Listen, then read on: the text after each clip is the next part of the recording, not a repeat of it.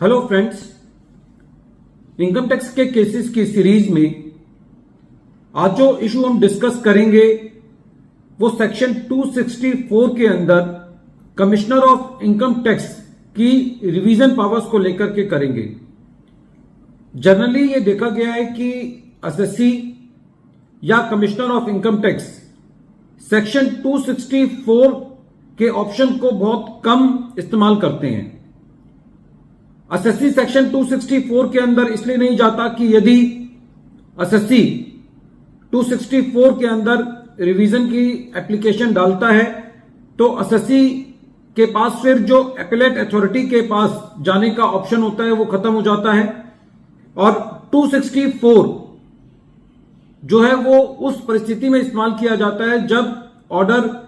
Prejudicial to the interest to the SSC हो।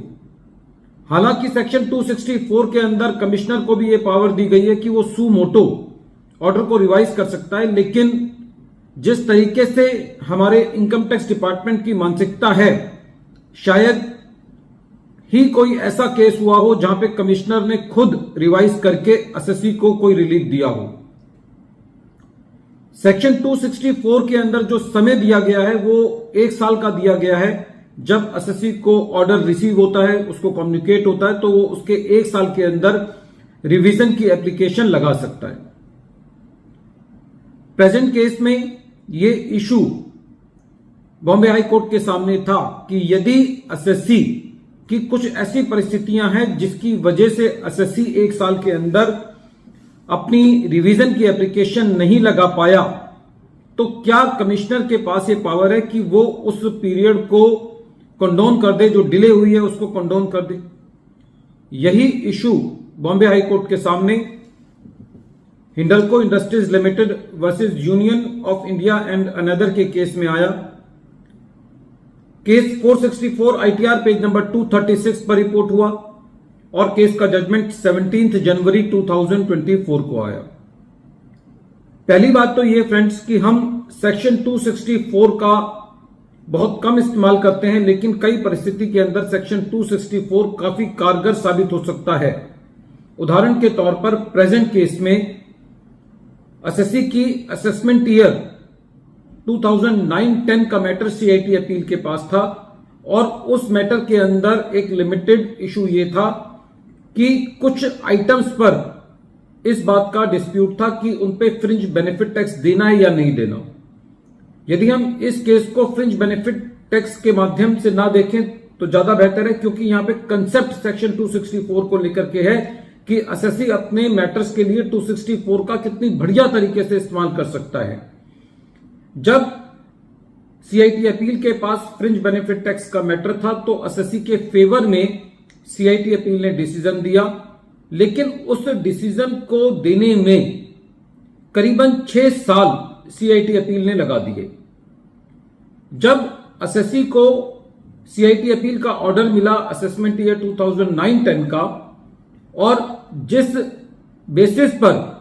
SSC को relief दिया गया फ्रिंज बेनिफिट टैक्स का, एसएससी ने उसी को आधार लेते हुए असेसमेंट ईयर 2007-8 के लिए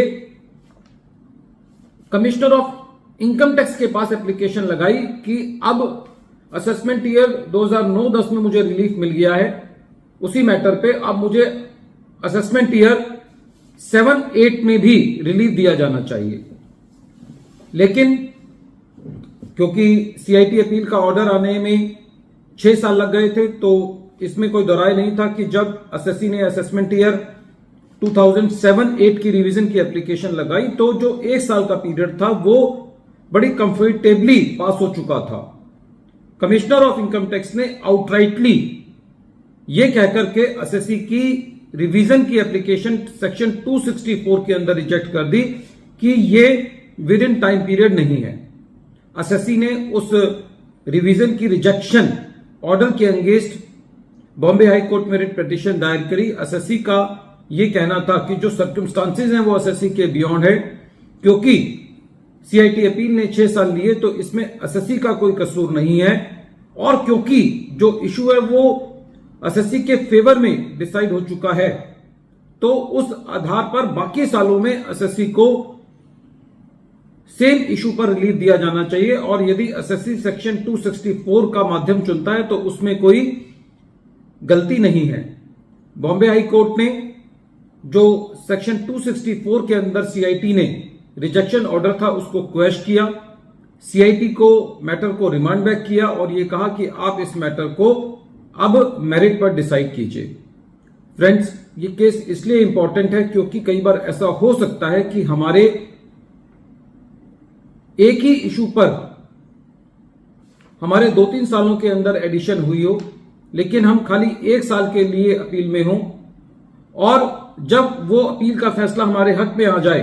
तो हम उस फैसले के आधार पर बाकी सालों में 264 की एप्लीकेशन लगा सकते हैं। या कई बार ऐसा भी हो सकता है कि हमने जो दूसरे सालों के अंदर रिटर्न फाइल करी उसके अंदर हमने गलत टैक्स दे दिया हो, क्योंकि हमारे किसी 1 साल में एडिशन हो गई और उसमें हम अपील में गए, तो जिस साल में हमने गलत टैक्स दे दिया है हम उसके लिए भी सेक्शन 264 के अंदर जा सकते हैं। वीडियो के अंत में एक बार फिर मैं केस का नाम रिपीट कर रहा हूं। केस का नाम है Hindalco industries limited versus union of India and another, और ये केस 464 ITR पेज नंबर 236 पर रिपोर्ट हुआ। मैटर बॉम्बे हाई कोर्ट ने डिसाइड किया और इस केस का जजमेंट 17 जनवरी 2024 को आया। Thank you friends.